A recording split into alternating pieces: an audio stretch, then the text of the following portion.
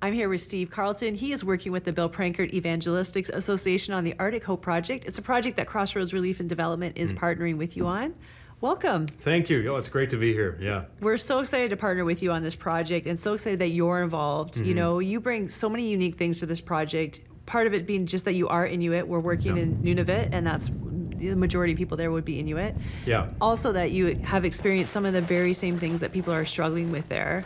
And I want to unpack all of this, but let's just start with the Arctic Hope Project. Sure. So what are we doing there? So the Arctic Hope Project, it's really unique in that, I mean, the name kind of spells it out. We're looking to inspire hope. And we're looking to inspire hope, really all Inuit, but specifically Inuit youth. We're looking to, I guess, also see them counseled and healed. And really we want to involve God as much as we can in that.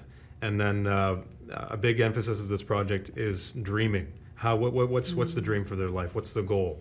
And how does the community play a role in that? Because hope really is what's needed. You know, part of this is in response to really just an epidemic of suicide that's happening in Nunavut in particular. It's happening all across the north, but Nunavut has the highest suicide rate in all of Canada.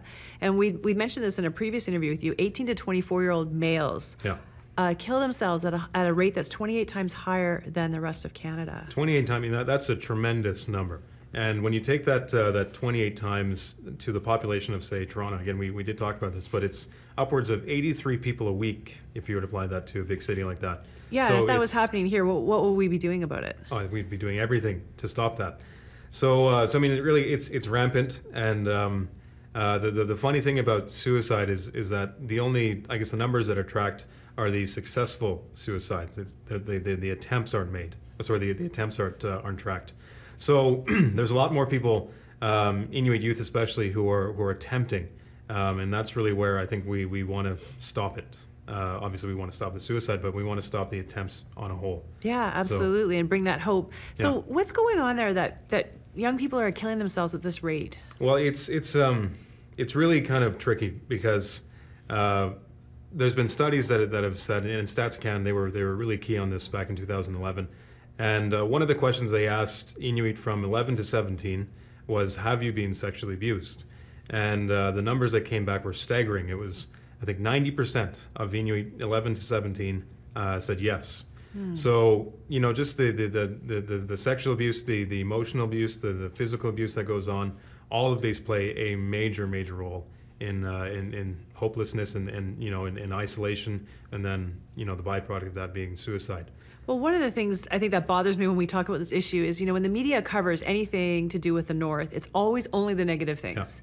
And so when we hear stats like that, we think, what's wrong with people? But actually, you know, as Canadians, we have to own part of that story, because really it's abused people who are abusing people. It's really the abuse in residential schools that's kind of kicked off this cycle. Yeah, and you know, that's the thing. Abuse becomes I guess a cyclical thing, and if it's not stopped, right? If a person doesn't become whole in themselves, well, the chances are that they'll abuse other people. So yeah, it just timeline-wise, you know, Inuit, we lived nomadically 50 years ago. I think that's really when things stopped and we started living in houses and you know, there were stores and communities. But previous to that, we lived the way we've been living for hundreds and thousands of years. So if you look at the timeline, as a culture, there's been such a dramatic change in how things work. You combine that with the residential school abuses, the dog slaughter, and then relocation in where the RCMP brought us into communities from where we were living on the land. All of these things really play a massive role in the state that, you know, many communities are in right now. Well, I'm a huge believer that we just can't sit by and let young people in our country or anywhere in the world kill themselves at that rate. It's the highest, you were saying, for that age group, it's the highest in the world. Highest, yeah, in the age demographic, 18 to 25 or 24, the highest in the world. That's crazy. You know, we're so passionate about making a difference. We've been looking at Crossroads Relief and Development. How can we make a difference in Aboriginal communities? We're so excited to partner with you and the Bill Prankard Evangelistic Association to do this. And you know, you bring something unique to the project because you have been a victim of abuse yourself, and not just a victim, but you actually are a survivor now. You've walked through that journey to healing. Just tell me a little bit about that. Well, it was I was 16 when the first time that I was taken advantage of. a man in the church who was actually in church leadership, who was an evangelical, can't pronounce the word, church in Ottawa that I was going to. He was on leadership, and he kind of took me on as a bit of a mentor. And unfortunately, he was more of a predator. I guess that was more of his initial intent. But it happened, and it happened, for 2 or 3 years afterwards. I was on fire for God. I mean, even during that time, I was. My nickname in high school was Jesus Boy, because I wanted to tell everybody about God and how good He was, and what His heart was for them. So when that happened, I mean, everything kind of stopped. Everything was put on pause. Trauma has a funny way of doing that. So and even your relationship with God, really, in a way, right? Like you might have been on the surface still a Christian, but inside it all just was done. Everything, yeah. So it really took a toll on me for a couple of years. My grades in high school, kind of fell off, and when I graduated, I was just very angry. I didn't really know why it had happened, or not necessarily how God had allowed something like that to happen, but it happened, and so I needed to. What was my response to that? So at the time, I was drinking a lot of partying, and because I am intimately aware of what addiction does to someone. I said, God, because I know Your love for me is real, and it was real for me 2 years ago, it's real for me now. I need You to heal me. And so I said, God, if You heal me and restore me, I will forgive this man for what he did. And one of the conditions was that I needed a Christian counselor. I didn't want a mainstream one. I wanted someone who had a relationship with God and knows how emotions work. And sure enough, I started going to Bill Prankett's church in Ottawa, and on staff he had a Christian counselor. So Bill sat me down. We had coffee and told him my story, told him what happened, and he got me plugged in right away. So within 6 months of a lot of counseling and a lot of time with the Lord, it really. I was healed. How hard was that journey, though? I mean, you can kind of just say, 6 months, boom, I'm healed. But actually facing that pain and walking through, I know forgiveness would have been part of that journey, and owning just your pain and all of that. Tell me what that journey's like. Well, you really have to set your eyes on it, right? Because there's a lot of, obviously, emotions that are triggered. There's pain, there's anger, there's the feeling of wanting retribution, for what happened. But you really just need to set your face to the Lord and say, I trust You. I trust that maybe not that these feelings are going to go away, but the sting won't be there. And I think that's what forgiveness does. That's what the Lord does, is He takes that sting away, takes the pain, and you're left with a bit of a blueprint on how God is able to heal. And so, spending time with Him, counseling, and then obviously a very strong network of people who supported me at the time and still really do. That was all very key for my own personal healing. Well, I know, so proud of you for talking about it, because it's not easy for anyone to talk about abuse. I think for whatever reason, it's a little bit harder for a man to talk about abuse. And so I want to say thank you for that. I think, it gives hope to people who are going through that journey, and actually, I just want to take a minute and just say, if you're watching this interview and that's been your experience, that you've been going through abuse, we have people here who their only purpose in spending time here is to wait for your phone call so they can talk to you, so they can listen to you, and they can pray for you. And that can be the beginning of your journey to healing.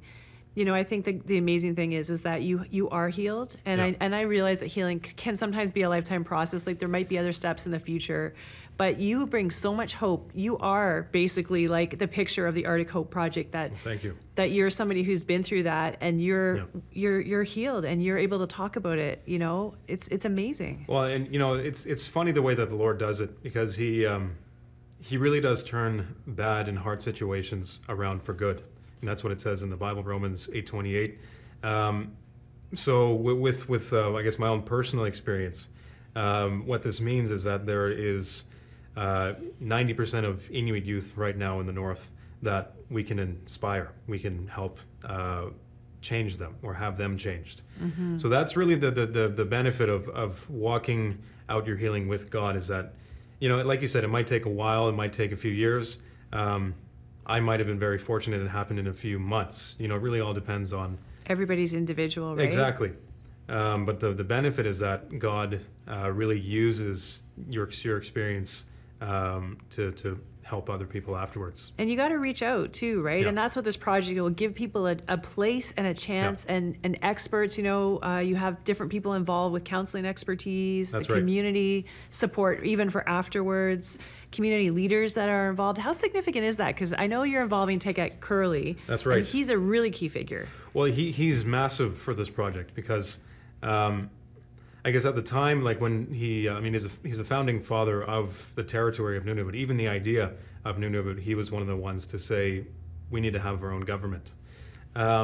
So, you know, really starting from nothing, just having an idea and starting the territory from absolutely nothing is huge in showing young people that you can have a dream for your life. And I mean, he himself had gone through residential school and then knew very well you know, the different things that happened there, but coming through that and then making something huge and what we have now is really quite big for the I guess the success of this project. He's a hero of the North, really. Oh, he really is, and everybody recognized that. He was telling me he was in Ottawa a couple weeks ago, and he said that he was going to get some groceries in where he lives in Rankin Inlet. He was driving down the street, and young people on their ATVs, all of them stopped and waved at him, you know, as he drove by. He goes to a restaurant and young people come over and shake his hand. You know, he really inspires people. So that's one of the things I love about Aboriginal communities is the respect that they give their elders. It's something we really have lost here in the South, and I think it's going to be key in this project. You know, you are going to be bringing so much hope, and we're going to talk to you in future. Hopefully, we'll be bringing back some stories of what God's doing in the North, and you know, people that are watching this interview have given to it. So we all have a personal stake. Oh, it's amazing. We all have a personal stake into seeing what happens here. So we'll be keeping you and Bill Prankard and the team in our prayers. Good. Thank you for all you're doing. Covered those prayers, Thanks so much.